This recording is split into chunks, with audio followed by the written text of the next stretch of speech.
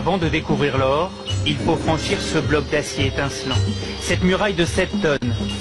Passer cette porte blindée, on pense déjà toucher le métal précieux.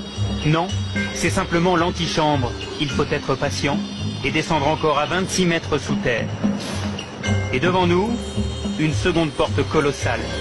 Seuls 5 agents de la Banque de France ont un accès permanent au coffre et donc les clés pour nous y emmener. Pour des raisons de sécurité, les gardiens du trésor ne doivent pas être reconnus. Ils travaillent à la souterraine. C'est cette chambre inaccessible où dort l'or de la France depuis 1920. Pendant 4 ans, 1000 ouvriers ont construit cette forteresse souterraine. Dans la souterraine de la Banque de France, l'or se présente sous 2 aspects. Vous avez la barre, elle pèse 12,5 kg. Cela représente à peu près 250 000 €. Et vous avez quelque chose de beaucoup plus léger, le lingot. Le lingot pèse 1 kg pour à peu près 20 ou 25 000 €. Et au total, 2500 tonnes d'or reposent sur ces étagères. Cela représente 54 milliards d'euros. Depuis 5 ans, le stock a diminué. La France a vendu 500 tonnes d'or pour acheter des devises en dollars et en yens.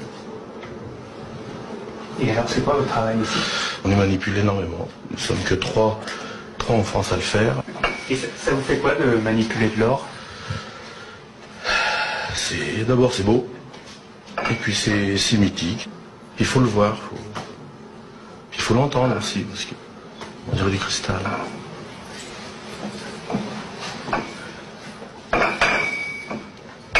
Oui, c'est un son. Et tout cet or a bien failli être volé. Nous sommes en juin 40, les Allemands sont à Paris, 4 officiers nazis se présentent à la Banque de France et demandent qu'on ouvre les coffres. Oui, mais ils sont vides.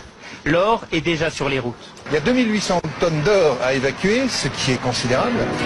Vous avez donc de mémoire 400 ou 450 camions, parce qu'en plus il faut réquisitionner les camions, ils ne sont pas tous là, la plupart sont partis sur le front. On fait ça de nuit, et puis là donc on file vers les ports, et puis donc après on partait vers Dakar, vers les Antilles, vers les États-Unis, qui sont les 3 grandes destinations.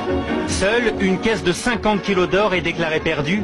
Elle est tombée dans le port de Brest, et certains disent qu'elle a été repêchée. Après la guerre, l'or retrouve son écrin. Aujourd'hui, avec ce stock de 2500 tonnes, la France est le 3e plus gros détenteur d'or au monde, derrière les États-Unis et l'Allemagne. Cet or, c'est la forme ultime de paiement dans le monde. Donc ça fait partie de ce qui donne le crédit à la France, à l'économie française. C'est de la monnaie sous une autre forme que nous gardons précieusement contre tous les vols, toutes les tentations qui pourraient exister. Et comme vous l'avez vu, je peux vous garantir que c'est très très bien gardé.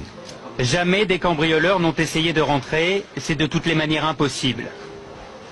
Avant de ressortir, nous longeons ces caisses en aluminium, encore de l'or. Et puis, au détour d'une salle, des sacs de pièces sonnantes et trébuchantes. Des dollars qui rappellent la ruée vers l'or. Notre voyage au royaume de l'or aura duré 2 heures, avant de... Caught in the crossfire.